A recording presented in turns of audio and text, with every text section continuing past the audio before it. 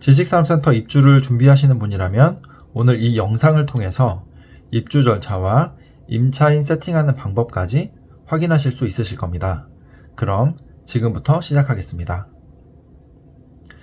한창 끓어오르던 2021년 부동산 시장, 그 뜨거운 열기가 지식산업센터까지 넘어왔습니다. 지식산업센터의 매매가는 입이 다물어지지 않을 정도로 끝없이 치솟았는데, 이 지식산업센터라는 열차에 빠르게 올라탄 사람들은 전매 거래로 수익을 보기 시작했습니다. 실제로 계약금 3천만 원이면 한 개 호실당 적게는 1,000만 원, 많게는 3천만 원 이상 프리미엄 거래로 돈을 버는 사람들이 나타나기 시작했습니다.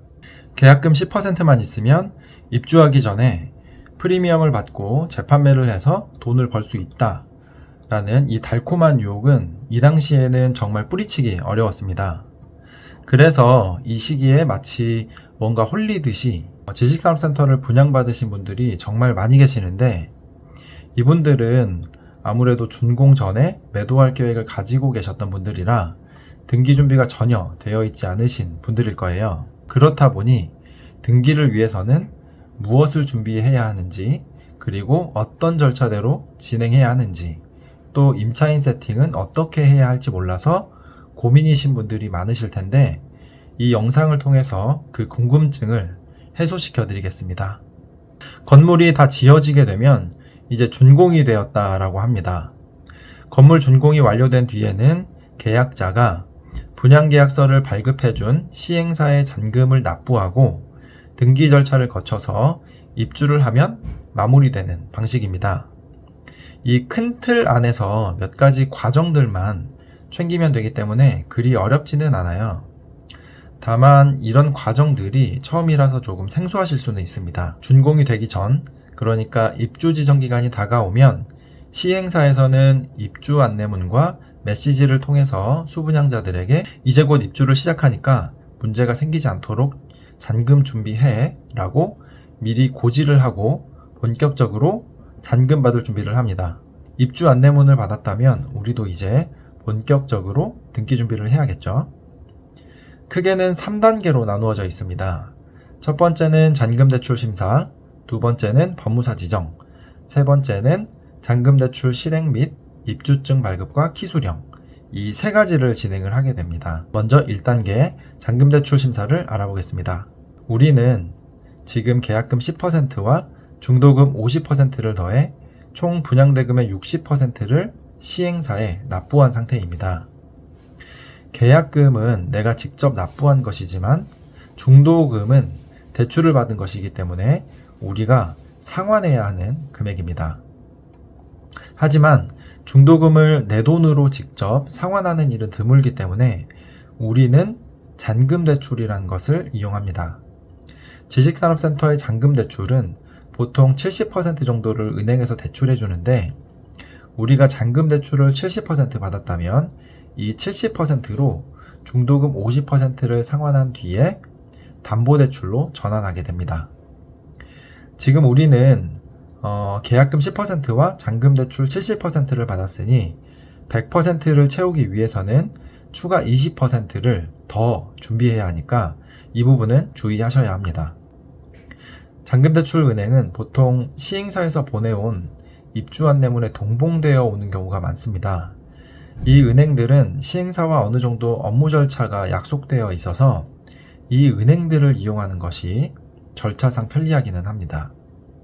그렇지만 좀 더 좋은 조건으로 대출을 진행하고 싶다면 주거래은행 한 3곳 정도를 더 알아보면 좋겠습니다. 이제 잔금 대출을 받을 은행이 선정되었다면 내가 잔금 납부하고 싶은 날을 지정을 해서 대출 실행 금액과 잔여분을 합하여 잔금 납부를 하게 됩니다. 다음은 2단계 법무사 지정입니다. 법무사를 지정하는 이유는 우리가 소유권 이전 등기를 하기 위해서인데, 현재는 소유권이 우리에게 있지 않고 신탁사에게 소유권이 있습니다. 그래서 잔금 납부를 하고 법무사를 통해서 소유권을 우리에게 가져오는 절차를 진행하기 위해 법무사를 이용하게 됩니다. 법무사가 하는 일은 잔금 대출이 실행되고 우리가 잔금을 모두 납부했을 때 서류를 준비해서 소유권 이전 등기를 하고 취득세 납부를 하는 것까지 도와주게 됩니다. 보통 당일에 은행 쪽의 법무사와 만나서 은행 법무사는 근저당 설정을 하고 우리 법무사는 소유권 이전 등기를 진행을 하게 됩니다. 이때 대략 10일 전에는 시행사와 법무사의 잔금 납부 일정을 반드시 미리 알려주어야 하는데, 그 이유는 잔금 납부일에 근저당 설정과 소유권 이전을 동시에 진행하기 때문에 신탁사에게 미리 매도용 인감을 수령받아야 하기 때문입니다. 신탁사에서는 매도용 인감을 준비하는데 대략 일주일 정도가 소요되기도 하기 때문에 시행사와 법무사에게 미리 알려서 준비를 시켜야 합니다. 마지막으로 3단계 잔금대출 실행 및 입주증 발급과 키수령입니다. 앞에서 말한 1, 2단계를 거쳐서 잔금 납부를 하고 소유권 이전 등기 준비가 완료되었다면 우리는 입주행정센터에 방문을 해서 잔금 완납이 되었다는 걸 확인시켜주고 입주증 발급을 요청합니다. 교부받은 이 입주증을 가지고 최종 행선지인 관리사무소로 방문을 합니다.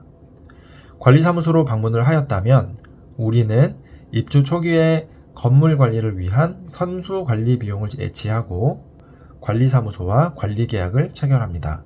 이렇게 관리계약 체결까지 모두 완료되었다면 관리사무소에서는 우리에게 호실키를 인도해주고 해당 호실로 방문을 해서 최종 사전 점검을 하며 마무리하게 됩니다.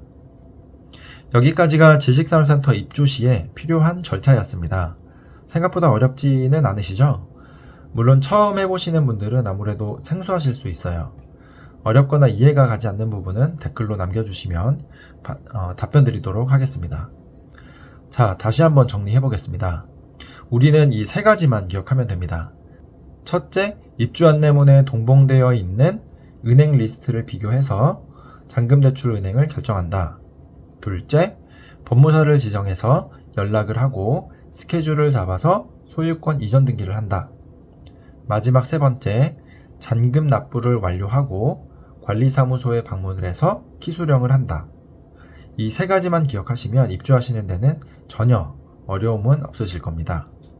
솔직히 은행이랑 법무사에 연락을 해서 준비해달라는 것만 준비해 주시면 알아서 다 해주니까 걱정하지 않으셔도 됩니다. 자, 그럼 이제 잔금까지 납부를 했다면 임차인 세팅을 해야겠죠.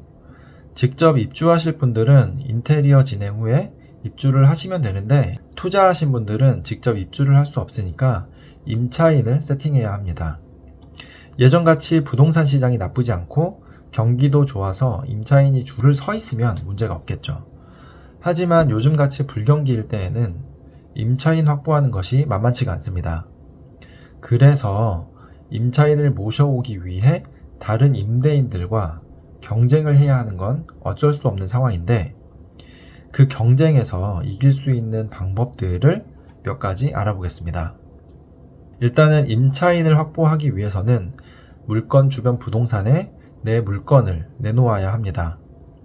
하지만 이 부동산에서도 내 물건만 취급을 하는 것이 아니라 다른 여러 물건들도 같이 취급을 하게 되는데, 소득 창출이 목적인 부동산에서는 잘 팔릴 만한 물건들을 손님들에게 먼저 보여주게 됩니다. 그래서 이 부동산들이 내 물건을 먼저 보여주게 하는 방법들을 고민해야 합니다. 첫째는 중개수수료를 높여주는 방법이 있습니다. 보통 부동산에서는 0.9%의 요율을 적용을 해서 중개수수료를 요구하는데, 이것보다 더 높게 책정해서 제시를 하면 내 물건을 먼저 보여줄 확률이 높아지게 됩니다. 두 번째는 기본 인테리어를 해서 물건을 내놓는 방법이 있습니다. 이 기본 인테리어만 해도 비용이 좀 들어가기는 하지만 요즘 같은 시장에서는 공실이 장기로 이어질 수 있기 때문에 임차인이 요구하는 최소한의 인테리어를 제공해주면 계약할 확률을 조금 더 높일 수 있습니다. 세 번째는 렌트프리를 제공하는 것인데요. 보통 임차 문의가 왔다면 임대료를 깎아달라고 요구를 하는데, 지식산업센터의 경우 상가 임대차 보호법을 적용받아 재계약 시에 임대료를 5% 이상 인상할 수가 없습니다. 상업용 부동산의 가치는 결국 임대 수익률로 결정이 되기 때문에 임대료를 깎아주는 것보다는 렌트프리를 제공하는 것이 장기적으로 유리합니다. 마지막 네 번째는 소소한 꿀팁 같은 건데, 호실을 보러 오는 손님들의 호감을 사는 방법입니다. 가령 호실을 깨끗하게 정리를 해놓고 손님들이 먹을 수 있는 음료 등을 제공하거나 A4 용지나 현수막을 출력해서 기분 좋은 말들을 써놓는 방법들도 있습니다. 여기에 내 호실에 방문했을 때 기분 좋은 향이 나도록 방향제까지 놓아두면 내 물건을 선택할 확률이 훨씬 더 높아질 수 있습니다. 자, 여기까지 지식산업센터의 입주 절차와 임차인 세팅하는 방법까지 모두 알아보았습니다. 이 영상을 통해서 입주에 필요한 절차가 그리 어려운 것이 아니었구나 라는 것을 아시게 되셨을 겁니다. 요즘 이 시장에서 일하던 많은 영업직원들이 다른 직종으로 이직을 하게 되면서 담당하던 영업직원과 연락이 닿지 않는 사례가 많이 발생하고 있습니다. 이런 이유로 입주와 관련해서 답답해하고 계셨던 분들이 많이 있으셨을 텐데, 오늘 이 영상이 입주를 준비 중인 많은 분들에게 도움이 되셨기를 바랍니다. 감사합니다.